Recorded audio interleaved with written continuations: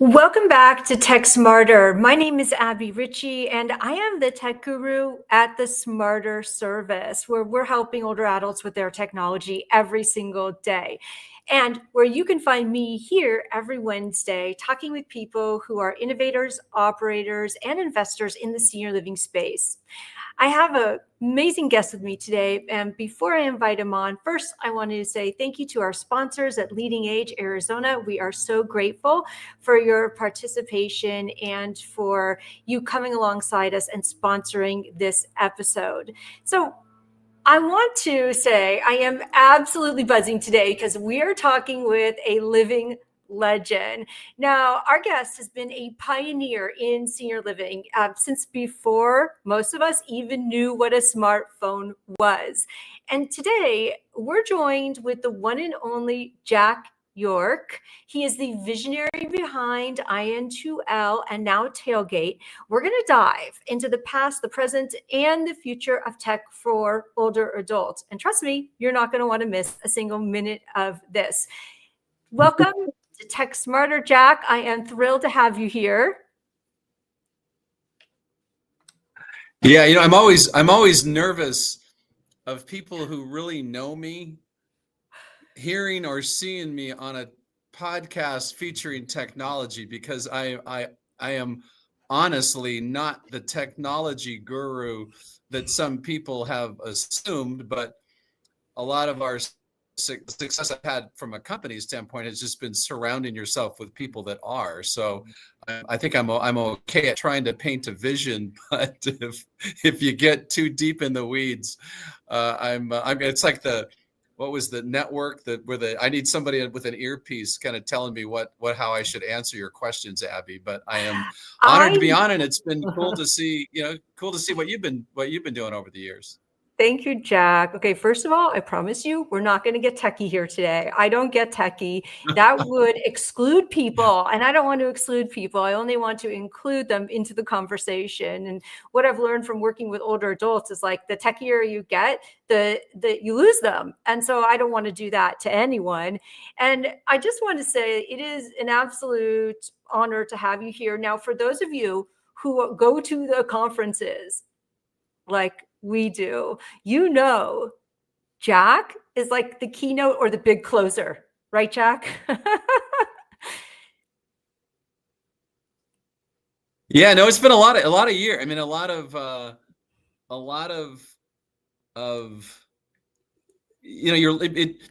trying to articulate it. It's just like what I think is very cool about the senior living kind of ecosystem is you really do become close to people and friends with people, and the whole vendor provider relationship, at least for me, it just gets very blurred between people that are really good friends that I go out socially with, go to sports things with, it's not in my old technology life. It was more of kind of a dichotomy of you were selling somebody something and you had a business transactional relationship. And I think part of what I've loved about the last 27 years is, it's not always the case, but 90% of the people that you meet are in the whole field because of a personal experience, because they're trying to make a difference. It's hard, everybody's got to make a buck. It's none of these things are bad, but it just really, when I do go to conferences, it's much more of a social thing for me than it is, let me show you my newest widget.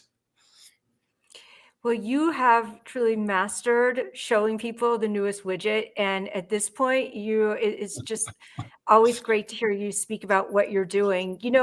You've had a front row seat to the evolution of technology in senior living, as you mentioned, 26 years. Is that right? And again, this is like before any of us had smartphones or even, knew, or some of us were still working on dial-up. So it's been a journey. And I'm sure you've seen everything that has evolved. From your perspective, let's talk about some of the most significant shifts in how senior living communities view and use technology to enrich residents' lives. Yeah, it's really been rewarding for me. If I go back, I wish I would have taken more pictures of things, because a lot of these things are just in my memory. But like when I would first go to conferences, IN2L was founded in 1999. And so I first started going to conferences, 2000, 2001, 2002. There'd be a couple of technology vendors more in the medical record space, in the things you had to buy and elect that side of it. And we were just out, and especially the first few years, it was just me. And I am the worst wire management person on the planet. And so there are a few people out there that remember what my first booths used to look like, because we would have a laptop plugged into a docking station, which would then go out to speakers and a touchscreen monitor and all this stuff. And it looked like, a Frankenstein convention. But nobody, gave a crap about engagement. It was all just about the operational side of it. And so, it's funny. It is rewarding to think that we were a pioneer in these things. To me, it was really it was not nearly that sophisticated with IN2L, in that it was, why should somebody who's older and may not have computer literacy, may have some physical or cognitive challenges, why shouldn't they be able to listen to the music that they want to listen to, and play a game they want to play with, and see a video clip of their grandkids? So it was honestly a pretty simple concept. And I always give a lot of credit to guys that still work at LifeLoop, like IN2L now being part of LifeLoop, Michael Gardner and Kurt Frisch, that are still at LifeLoop. I mean, they were the two guys that really, really helped this idea that I had of, there's got to be, these people they were treated. I mean, I gotta say this the right way, because I love the activity, the life enrichment profession, but in the early 2000s, no one thought of using technology. And so it was, you'd go to these offices that are full of VHS tapes and just mayhem. And it was just like, what, the people living in these communities, they're welders and teachers and lawyers, and they've lived such full lives. And a lot of times the activity program looked somewhat childish, and it was kind of like, there's got to be a better way to do this. And I think the fact that we knew nothing about the industry made us really open to, what should we do? I think a lot of times, a lot of technology companies are convinced they have the solution, and then they just try to shove that solution down a provider's throat, as opposed to saying, I have an idea. What do you think about this idea? And so the landscape is so different now. And so I'm not as, I'm fascinated with AI. I'm fascinated with some of the things going on, but I'm also delighted that I'm not another, a vendor in the space that's competing with 50 other engagement vendors. Really, the landscape has changed so dramatically. It's fascinating. It really has, so much so, especially within the past 5 years. If you just think about the way that we've been able to connect with older adults within communities, and I just had Jeff Gray on last week from Age Tech Connect / Age Tech Atlanta to talk about the growth of age tech in the industry. And what is one of the biggest lessons that you've learned as an entrepreneur in the age tech space that you would want to pass on to some of these innovators who are creating devices and solutions for older adults? Yeah, I think that, because some things are, it's a much different landscape now, but I think some things do translate. I think probably the most important thing is for vendors to be super empathetic to what it's like to work in senior living. When somebody, in the middle of the afternoon, somebody could fall, somebody could die. I mean, there is such humanity that the customer base that you're trying to sell to has to deal with, that be empathetic to that. And I think that it's really important to I think that senior living in general, they want to buy products from people they can trust. So it really, to me, it's very much, and you got to be authentic. I'm not saying to not be authentic, but it's important to find out why somebody got into the space. It's important to find out what their what are their struggles, just in general, not so much tied to your product. I just see people, it happens to me all the time. People are always coming up to me wanting to sell me something. First of all, they think, like I said, they think I'm a lot more technical than I am, and they think I have more influence than I do. But they just start yakking about their product, and it's like as I've gotten older, I've tried to be a lot more mentoring to tell people, slow down, slow. Don't. I think it was Craig Erickson, a good friend of mine who runs Windcrest. I think he told me that after a leading age conference a couple years ago, he got like 286 emails from vendors. So I mean, there really is. I think you need to be. You need to care about.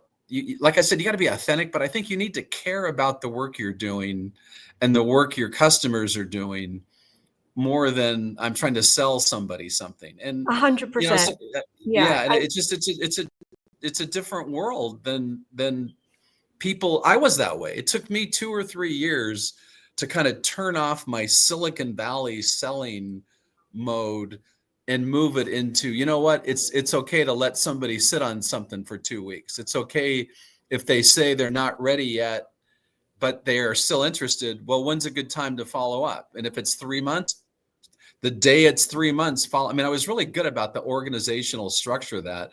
But if people come in, I think the providers do a good job of smelling out vendors that are chasing demographics, that are trying to build a company to flip. I mean, if everybody can do what they want to be, but for me, it has been a much more of a slow. It's been the hare and the tortoise kind of thing, Is it much more ever than how do you build this thing to sell. is it ever, working with the smarter service and discussing digital inclusivity and talking about digital literacy, all of these aspects and how that impacts the community, because it's no longer just an amenity. It is part of the infrastructure, having this type of technology support for residents. It's fully inclusive, part of the infrastructure that residents are now relying upon. But what I wanted to say was, in my experience as well, when I meet people and talk to them and they hit me up in LinkedIn DMs about their technology, it really always just sounds like, hey, you have fallen in love with your solution, as opposed to falling in Yeah. love with the people that you are serving. Have you spent any time inside a senior living community? Because your solution is not designed to help people. And so to truly meet them where they're at. And a lot of what we're doing, like with the smarter service and providing tech concierge support, is meeting people where they're at so they can start using the technology their way. And there's just such a disconnect when innovators are creating products that haven't been tested in the market. Yeah, I mean, my analogy to that is like um, you have or what I said, just that I think it was beneficial for me. Essentially, I was a sales guy pretending to be a CEO for IN2L for 20 years. And I think the fact that I was a sales guy more than like a programmer, I was never in love with a technology. It was like, what's the best way to do it? And I think a lot of times your egos can get in the way, especially with men, not to be sexist, but I think that, and even with just as the company grew, I think this is another huge lesson learned, that as the company grew, IN2L, the first 10 years were just horrible finance. I mean, it was like, everybody has their stories, which I can go on and on about, but I had saved money diligently for 15 years and lost all of it. And then before I had to go back and get money and blah, blah, blah. But it was, I don't know. It was just, you just look at that landscape. It's just so different from what most people are used to. And I think it was easy for me as the company got bigger to say, you know what, I'm not the right CEO anymore. It's better for me to have more of I still was just as passionate about the product and passionate about the customers, but running a company of 10 people is not running a company of 100 people. So I think it's important to realize what your lane is, and that's kind of what became the evolution to what I'm doing with Talegate now, which is really just in a lot of different ways, just elevating aging through storytelling. Yes, I love that. I love that you've been interviewing so many older adults, centenarians, Yeah, yeah, um, I know. and it's fascinating to hear their stories. And what I want to know from you is, tell us about Tailgate, if as if someone hasn't heard about it before, and what kind of lessons you've learned from these type of conversations about the resilience and the adaptability of older adults. Yeah, and I think this is, you know me well enough that I always kind of do off. I think one of a resident that I just met this morning is going to come in a couple of minutes, and so I'll disrupt what I'm saying now in a second. So what happened? I think I had said this a little bit before, is that with IN2L, and not that this was a bad thing, but for 20 years I was lugging in my demo system, going into a community, trying to talk to the ED, talk to the life enrichment folks, talk to the therapist, sell the product. I was never rude to residents, but I never really spent that much time with them. And then the latter part of my IN2L tenure as CEO, I turned 60 and the company turned 20. So we invented this thing called the 60/20 tour. And I'm always grateful to Lisa Taylor, the IN2L CEO at the time, who let me do this whimsical thing. But I just went all over the country. It was like carpool karaoke in a van, just interviewing people and singing and doing music. Yeah. And it just struck me that, man, I've been doing this for 20 years. And even I have no idea how cool these people are that are living in senior living communities. And so that was kind of the gestation for the idea of Tailgate. And some of you out there know Cheryl Crooks, who's now the VP of marketing at Westminster Communities of Florida.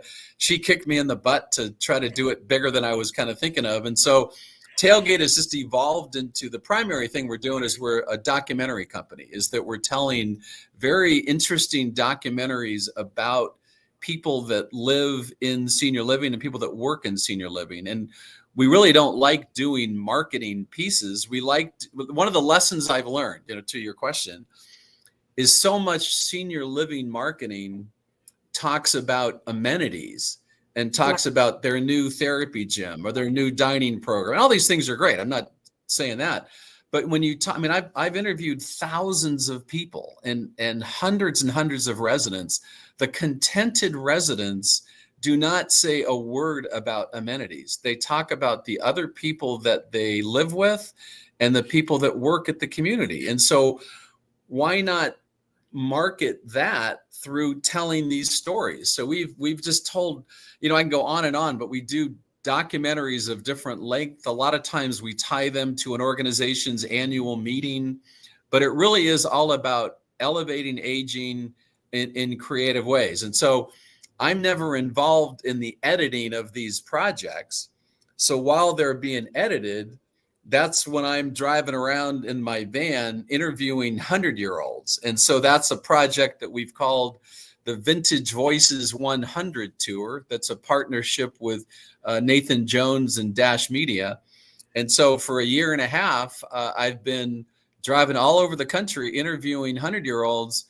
And it is just fascinating. I mean, absolutely fascinating. And so on any kind of social media channel, if you just look at Vintage Voices 100, you'll see the examples of what we're doing. But it has been like a spiritual revival for me on a daily basis. Almost anybody who's 100 has a tie-in to World War II, which I'm a big fan of. I can go on and on and on, but I think it's just the thirst people have. I mean, when you really take a step back, you look at a person's life, a full, rich, regardless of whether they're 70, 80, 90, 100, a person that lives in senior living, is that they've lived this full life, and your whole life shrinks. It shrinks into a room in a community. And there's no way to get around that. It's just the reality of it. But the thirst that people have for somebody to give a shit about what their life has been Could you just has been, swear? yeah, well, I don't know. Well, that's Okay. one of the changes too. I won't go any farther than that. But it's fascinating. It's just fascinating how thirsty people are to be heard, and it really has been. I didn't realize it would impact me as deeply as it had. That I knew I would have fun doing this, but I Yeah. didn't realize how really how reflective it's been. Yeah, let's talk about that. But has your guest arrived? No, I think I got the door open. So Okay. well, I'll give a quick snapshot. He's 99. Okay. He's a huge baseball fan, as am I. And so we just drove around for an hour, and he grew up in Pittsburgh. He was talking about old Pittsburgh Pirate baseball players, Roberto Clemente in the 70s, and he's just an interesting guy. And every morning he checks sports with his iPad. And so that's kind of what I'm hoping that he does, is kind of comes in here and not talk in general about technology, but just kind of here's the stuff I do. People make it way too complicated. I mean, it's like, what makes you tick as a human being, and what's a technology solution that makes it easy to get to that? Not that complicated. Not that complicated. And I'm so glad that you brought that up, because that is one of our findings. It's something that, after working in a community for, say, a month or two, and once we've gotten in there and we've fixed everything that's broken, on your device and why you can't do this or that, after that is where the true engagement occurs with technology. So yes, now your iPad is working. Yes, now we have brought it up to date. What would you like to do with it now? And that really creates the lights on for a lot of people when they can start to use the tech that maybe their kids gave them, but put it to use for their own interests, like checking baseball. Yeah, it's been wild for me to see how many 100-year-olds are totally smartphone savvy. I mean, it really it's really fun to talk to them about their own evolution into it. And so many of the men I've talked to, and actually, so women too. It's interesting talking to women that work, because so many women didn't work in the 40s and 50s, and it's great to talk to some of these pioneers that did. But they grew up through this fascinating evolution of technology. We just finished a documentary. We're just getting ready to release it at a community called the Forum in Northern California. And these residents are brilliant. They're in the Bay Area, and a lot of them were very involved in really the start of the Silicon Valley. This one guy was doing AI design, Dr. Peter Hart, and he's become a good friend. But he was doing AI design in the late 60s. And we took him in a Waymo car, the driverless Uber car, and he'd never been in one before. And those are the coolest things to do, is to just expose people to this framework that it's their work that lets us now do all this stuff that we take for granted. Oh my gosh, I love that. I love that. I was just thinking myself, yeah, it's amazing to show people what technology can do, but not in the sense where you just dump it all on them, but you show them how it Yeah. relates to their day-to-day life. And I think sometimes, as a tech provider, or even as a daughter, you want to just show your folks all the bells and whistles that exist, but really and truly, they're not going to use it the way you're using it as a business professional. So if you can make it relevant to their needs, and I'm not saying dumb it down by any reason whatsoever. I'm saying making it relevant and bite size, and then going back and reintroducing the concept again and again and again, because these older adults, they need reinforcement, they need repetition, they need for you to show them how to do it again and again. And it's been an amazing journey in that regard also. Yeah, yeah, to that point is that we always did a good job with that with IN2L. I just think that, I'm trying to say things that are relevant for tech companies. It was you gotta get your product in the hands, even if you're not selling it to the person, if you're still selling it to the provider, you gotta get it in the hands of the the residents to give you their feedback. And I love the way you phrased it, because that's what we always were very conscious of at early IN2L, is that making something easier to use is not making it juvenile. You're just making it easier to use. There's a reality of people having sight issues, having hearing issues, having tremor issues. Those are just a reality. And if people feel, especially men, older men, if something is like humiliating to them, they're not going to want to do it again. And so it's such a big deal to get that feedback. And I think that it's easy for, it isn't so much that young people by definition are not going to design things well. I just think that it's a different end user of people that, a lot of people are getting very tech savvy now, but they haven't grown up with it. So it is a little bit of a different language that you have to kind of weigh into the way you're designing your product. 100%. Yeah, I'm so glad that you mentioned that. So, tell us, if you can, more about your mini documentaries and these whimsical drives with older adults. How do you feel like they're combating negative stereotypes and also creating a more positive view of aging? You mean from a technology standpoint or just in general? In general, through Talegate.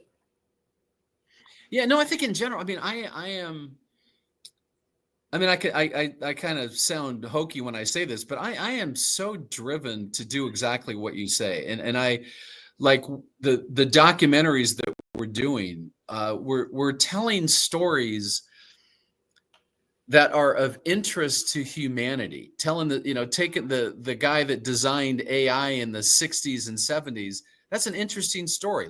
2 weeks ago, we were at a BHI community in Michigan with a gentleman that started professionally race car driving at 68, and he's in his 70s now. We rented a track, and we put GoPro cameras all over his car, and he's driving around.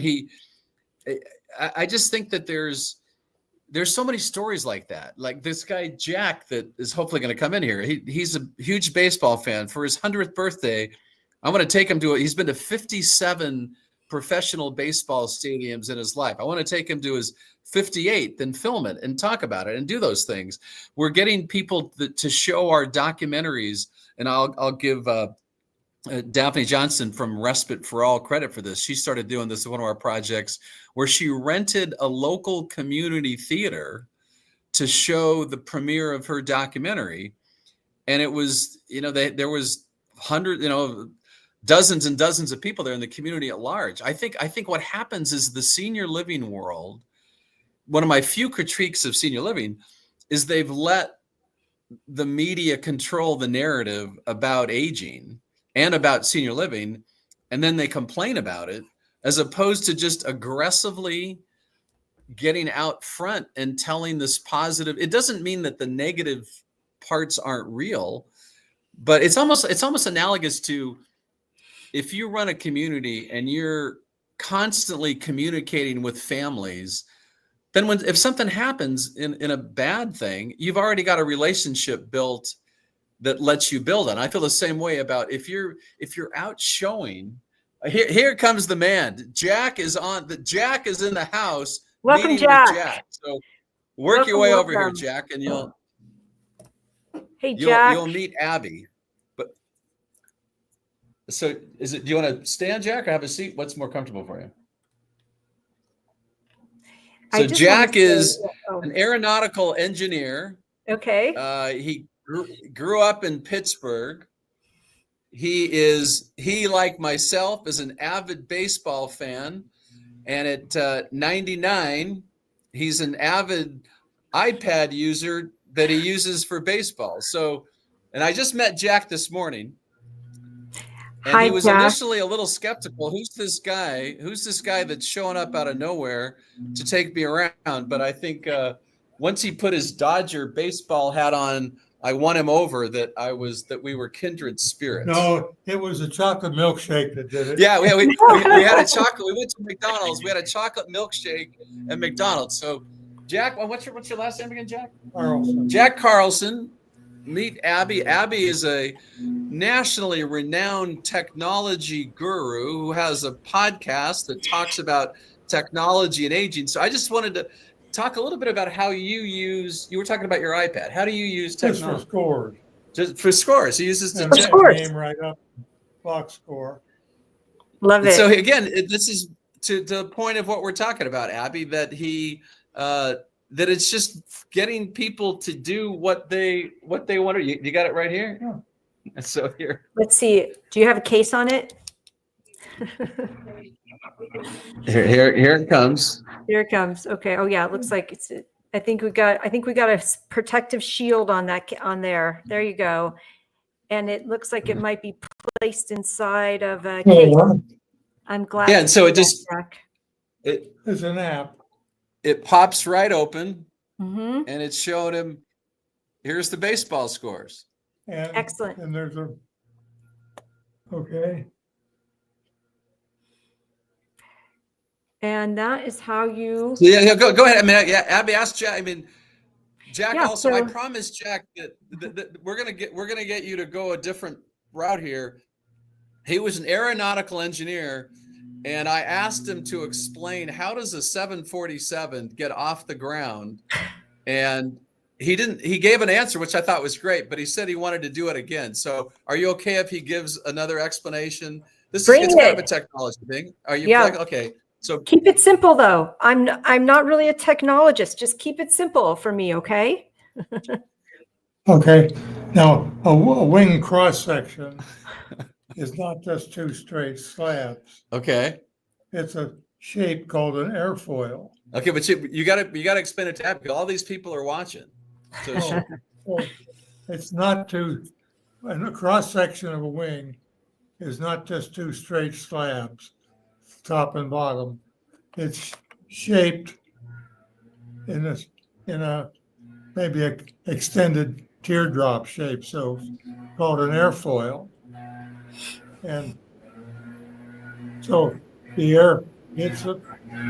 The wing is tilted a little on the fuselage, so the air from below hits it, bounces off, and causes some lift. The top is shaped so that the air has to flow faster across here, the air here, and that reduces the pressure, so there's lift on the top of the wing. so that And then when it tilts, there's more on the bottom, and the top would push the wing up. And the faster it goes, the more that pressure is, and it causes a lift. So the airplane reaches a takeoff speed. The airplane starts to rise. so that Thank you. you asked what is it? How do you change the perception of aging? You walk into a community, and here we are at Trinity Community at Beaver Creek, Ohio.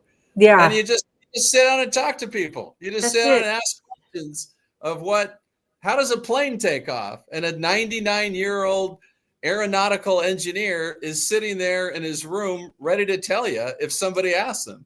And there are hundreds of different shapes of airfoils.